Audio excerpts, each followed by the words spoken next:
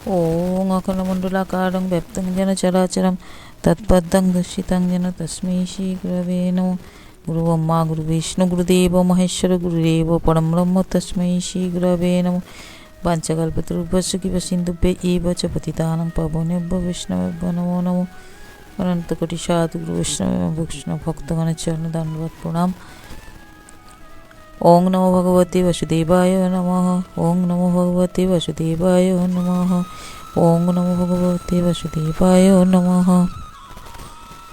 तो পুরো ভিডিওটা স্কিপ না করে সবাই দেখবেন শেষ পর্যন্ত কি জিনিস আমি বলতে চাইছি।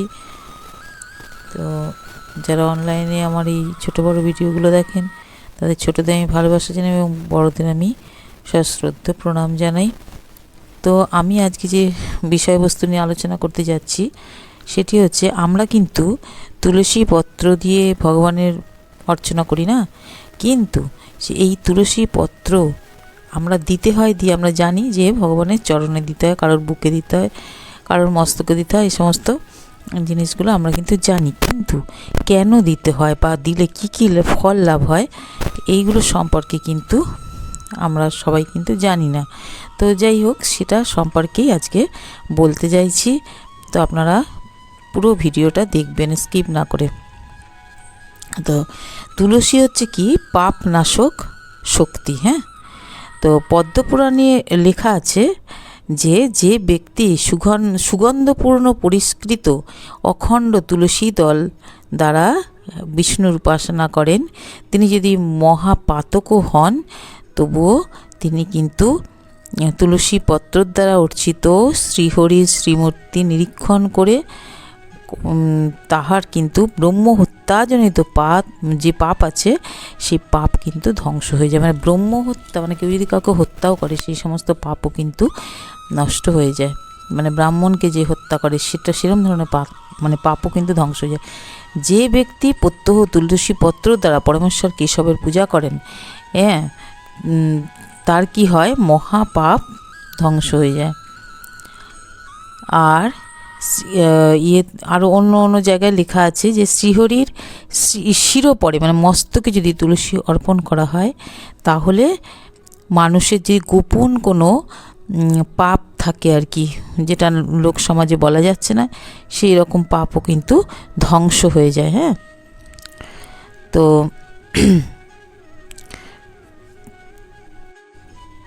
যিনি তুলসী দিয়ে বিষ্ণুর পূজা করেন, হ্যাঁ, তাকে কি কোনো নরক যন্ত্রণা ভোগ করতে হয় না।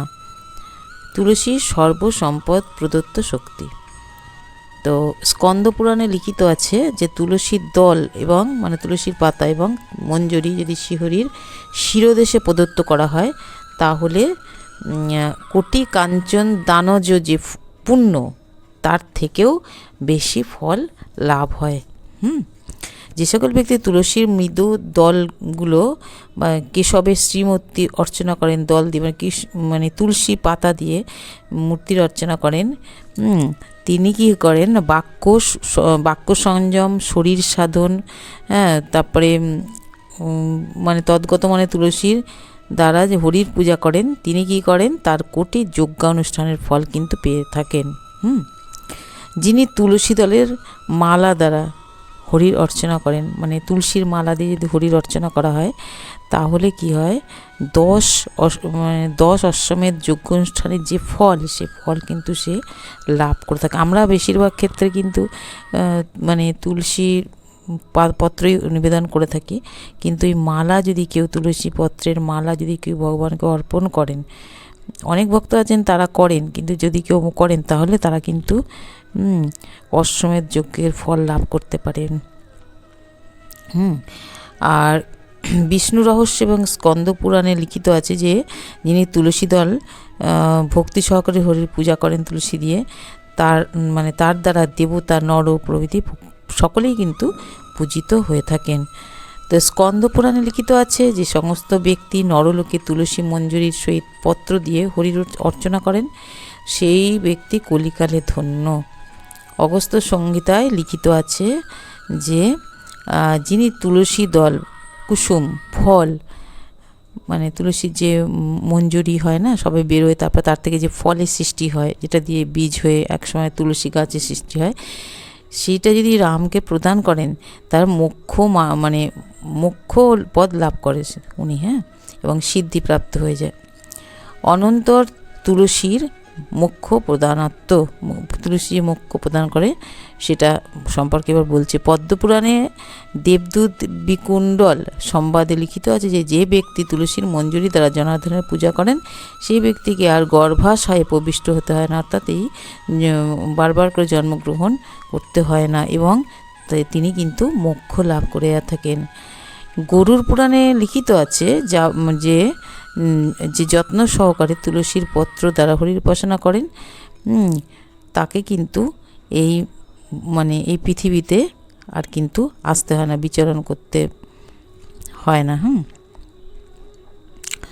তো অগস্ত্য সংহিতায় লিখিত আছে, যিনি তুলসীপত্র গ্রহণপূর্বক প্রতিদিন রামের পূজা করেন দুর্লভ নিত্যস্বরূপ ব্রহ্মধামে তাহার গতি হয়। ঠিক আছে, তাকে আর পুনর্জন্ম গ্রহণ করতে হয় না। যিনি পূজার উপযুক্ত ফলপত্র কুসুম দ্বারা মাধবের পূজা করেন তাহাকে কদাচ জননী জঠরে আর কিন্তু ওই মানে যে যন্ত্রণা ভোগ করতে হয় সেটা কিন্তু আর করতে হয় না, মানে জননী জঠরে আর আসে না আর কি। আচ্ছা, তুলসীর বৈকুণ্ঠ লোক প্রাপকত্ব শক্তি, মানে বৈকুণ্ঠ লোক কীভাবে মানে তুলসী পত্রের দ্বারা পায়, যাওয়া যায় আর কি।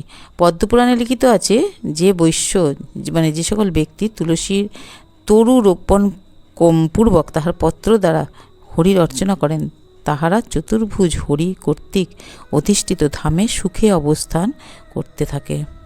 মানে তুলসী গাছ রোপণ করে তার পত্র দিয়ে যদি হরির পূজা করা হয় তাহলে কি হয়, মানে ও যে তার বৈকুণ্ঠ ধাম প্রাপ্তি হয়ে থাকে, এটা বলতে চাইছে আর কি। পদ্মপুরাণে আরও অন্যত্র লিখিত আছে যে যিনি কৃষ্ণবর্ণ মানে কৃষ্ণবর্ণ যে তুলসী পাতা আছে না, তুলসী গাছ, তাই দিয়ে যদি হরির পূজা করা হয় তাহলে মানব শরীর বিসর্জন পূর্বক অক্ষয় হরিধামে প্রস্থান করে থাকে। তবে কৃষ্ণ তুলসী একটা আছে, একটা রাধা তুলসী, একটা হচ্ছে কালো রঙের হয়, একটা কৃষ্ণ তুলসী দিয়ে যদি কেউ হরির পূজা করে মানে কৃষ্ণের পূজা করে তাহলে কিন্তু তার হরিধামে বাস হয়। বিষ্ণু রহস্যে লিখিত আছে যিনি কৃষ্ণবর্ণ তুলসীর দ্বারা ভক্তি সহকারে হরির অর্চনা করেন কমলা সহ বিষ্ণু যেথায় বিরাজ করেন সেই বিমল ধামে তাহার গতি হয়। কি ধর্মনিষ্ঠ কি আধ্যাত্মিক যিনিই হন না কেন তুলসীর দ্বারা কেশবের পূজা করলে তাহার মরণের সময় যমরাজ কিন্তু তাকে স্পর্শ করতে পারে না, তাকে কে নিতে আসে, বিষ্ণুদূত। এবার হচ্ছে তুলসীর ভাগবত প্রীতি জনন শক্তি। ঠিক আছে, ব্রহ্মপুরাণের কি লেখা আছে, তুলসী পত্রের গন্ধ, মালতী কুসুম এবং কপিলের দুধ মানে গরুর যে দুধ, এই তিন দিয়ে যদি হরির আর কি পুজো করা হয় তাহলে কিন্তু কি হয় না, তো ভগবান খুব সন্তুষ্ট হন তাদের, এবং মানে যা নাকি কাঞ্চন মণি মাণিক্য দিলেও ভগবান অত সন্তুষ্ট হন না। আচ্ছা, স্কন্দপুরাণের নারদ মানে ব্রহ্মনারদ সংবাদে লিখিত আছে যে ব্যক্তি তুলসীপত্রের গন্ধের দ্বারা মানে গন্ধের এবং পত্র ফুল ফল এবং তুলসী পত্রের যে জলটা আর কি সলিল এই দিয়ে যদি জনার্দনকে মানে অর্পণ করে তাহলে কিন্তু সে লক্ষগুণ ফল মানে লাভ করে থাকে।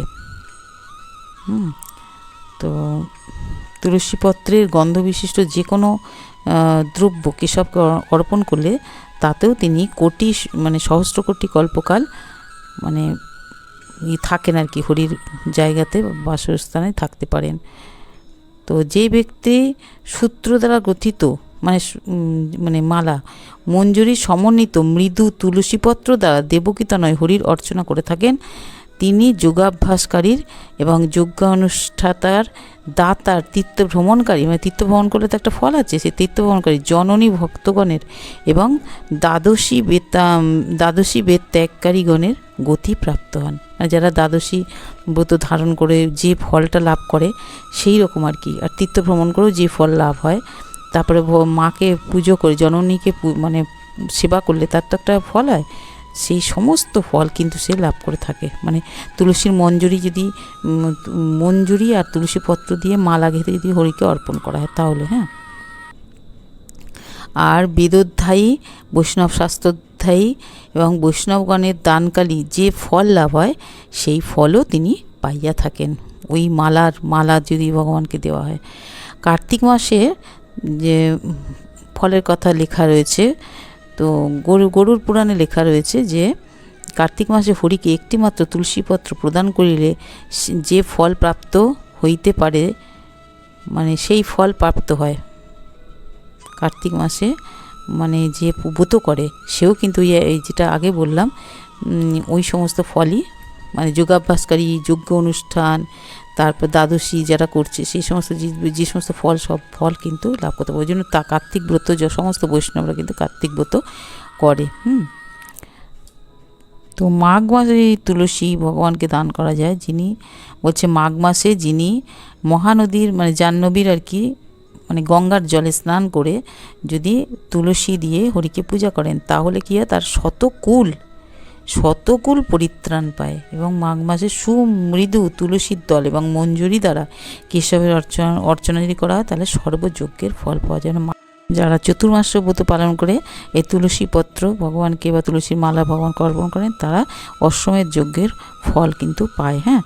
আর বৈশাখ মাসে কেউ যদি তুলসী দ্বারা ত্রিসন্ধ্যা মধুরিপু হরির অর্চনা করেন তাহলে তার পুনর্জন্ম গ্রহণ করতে হয় না।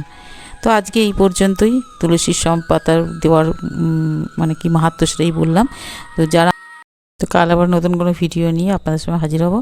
যারা আমার চ্যানেলটা দেখেন তারা লাইক শেয়ার কমেন্ট করে আমার পাশে থাকবেন, আর যারা এখনও চ্যানেলটা সাবস্ক্রাইব করেননি তারা সাবস্ক্রাইব করে লাইক শেয়ার কমেন্ট করে পাশে থাকবেন এবং নতুন ভিডিও পাওয়ার জন্য। তো আজ এই পর্যন্তই।